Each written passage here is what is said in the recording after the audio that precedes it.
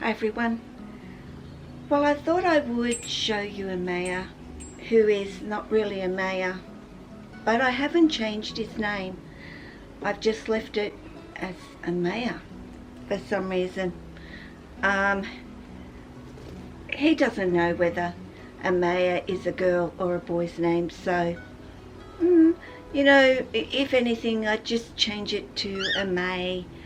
People have suggested many names for me to call him, and I love them all, so I was like, well, how do I choose one of those beautiful names for him? But you can let go my cigarette, like, well, my vape thing, if you like, please. Could you do that? It's bright lights. And remember that Amai does not like bright lights and I'm cutting my head off, due to his eyesight, just having so much more difficulty in seeing in bright light. So I want to talk about the Albino Darwin Carpet pythons because they're really quite popular here in Australia, of course, because there is no denying that they're absolutely beautiful snakes to have. Even just the normal Darwins are beautiful, because you know me, and that is how I feel about what people consider to be our normals here in Australia. But you know, I talk about pure. I love the pure. And of course, when it comes to especially our coastal carpet pythons, they're a dime a dozen. The pure, well, would they be pure, but pretty ordinary looking. And you can pick them up for about $50 to maybe $100, pretty much. And they're always in at the RSPCA, because there are, you know, just so many of them, you could say.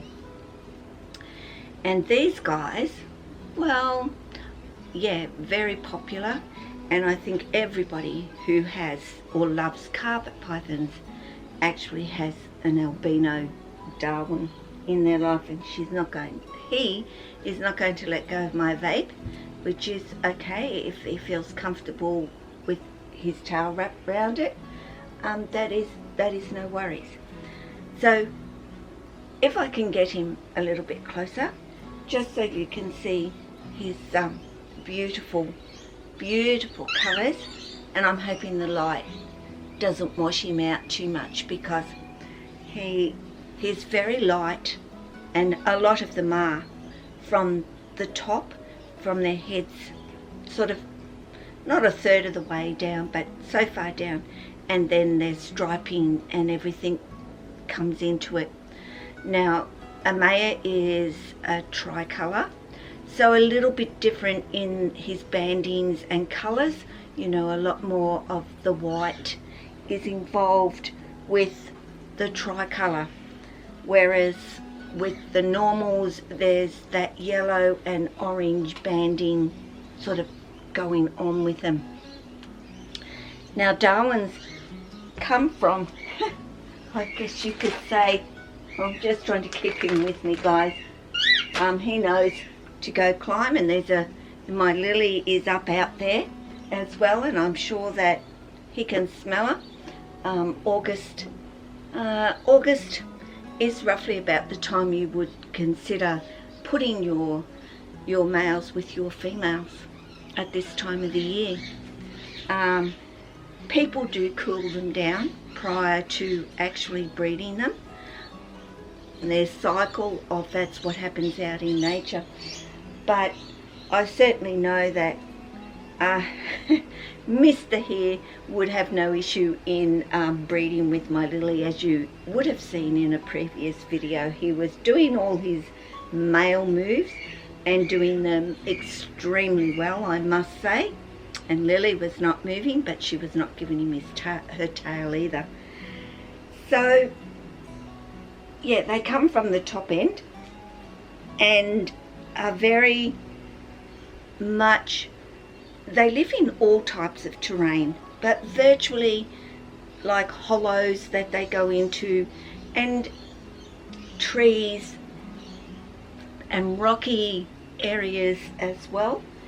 But pretty much what I know about them is that, you know, they say low branches in their enclosure.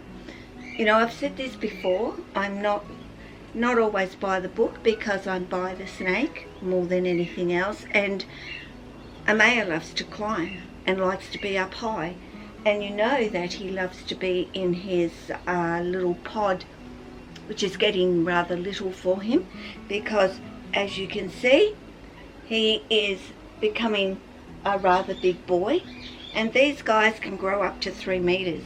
I'm presuming that would be more along the female side, not so much the males, but 3 meters is mighty big. So don't expect to get yourself a Darwin and thinking that they're going to be little, because they're actually not. Girthy, I would not put them down to be overly girthy. As you can see, Amai is quite trim, all the way down to his tail. He's certainly not, you know, he's got a decent sized girth. I can almost touch my thumb, but not quite, and that is really how they should be, I will add. So I think they're beautiful, and like I said, I think most people have got them in their life. They really stand out, you know, amongst all these dark snakes that we have. They really pop, and we've got a lot of albinos in many species now. Even our spotted pythons come in albino as well. Not our coastals, of course, but we get a lot of other mixes out of our coastals. They do carry the jag. You know, they were the original, not naughty ones, they were the original ones that created the jag gene. So, but I do love the Darwins, and I have found Amai to be a very pleasurable, easygoing boy, even with the eyesight issues. He is very, very trusting of me to make sure that he's safe, and would be the only reason why I keep low branches in his enclosure. But I do not have a problem in him coming out and climbing around up here, and he has no problem in getting around up here. I normally, of course, do not have the room this bright for him. It's much darker, so he can see a whole lot more around him and where he's going. But he knows it's all up there, like all my other snakes, and that's exactly where he would like to go.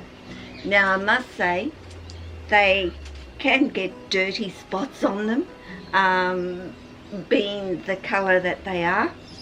I'm always checking him to make sure that he's okay and everything is good, and you know, give him, I can see where he's you know, constricted his rat, and he's got a few little under the scale bits of blood sitting there, and I check to make sure it's not him, and it's the fact that he squished his rat so much while he was eating. Fabulous eater. I've never known a mare through the breeding season, which really is only this year he's shown me that's what he's actually thinking about. Never known him to pass up a meal. It doesn't matter what you offer him, he will eat chick. I don't give him mice. Chick, quail, rats, they're all on his menu, and he's always eager to eat. I do it a little bit different with him because of his eyesight.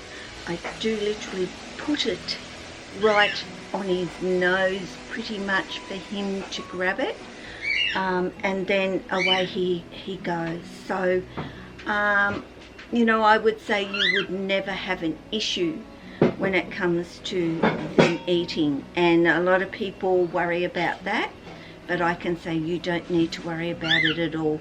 They are good eaters. I would suggest having a higher enclosure rather than a low enclosure for them though, because they do like to climb. And even though I don't have my branches too high, they're not what I would consider to be too low either. There is some height to them. His, you know, his little pod, I keep forgetting, his little pod that he goes into is well off the ground, and he likes being up there. So they do like to have some height. Of course, they're quite heavy bodied too, and remember that those branches and anything that you provide for them should be well and truly secured. So just a little bit about the albino carpet pythons being very popular. You can pick them up here in Australia from between $300 depending to $400, what's going on, colour, all of that. I would say, you know, $400 you can pay. So yeah, I'm glad that I do have Amai. He has taught me a little bit about snakes that don't have really good eyesight, and he needs his, yeah, it's a he. I don't think my daughter's realised that Amai is actually a he and not a she. Why is it Amai? I'll explain that in a minute. So I'm going to say goodbye to you and for you to take care, and I will chat with you again real soon. From Amai and myself, ciao.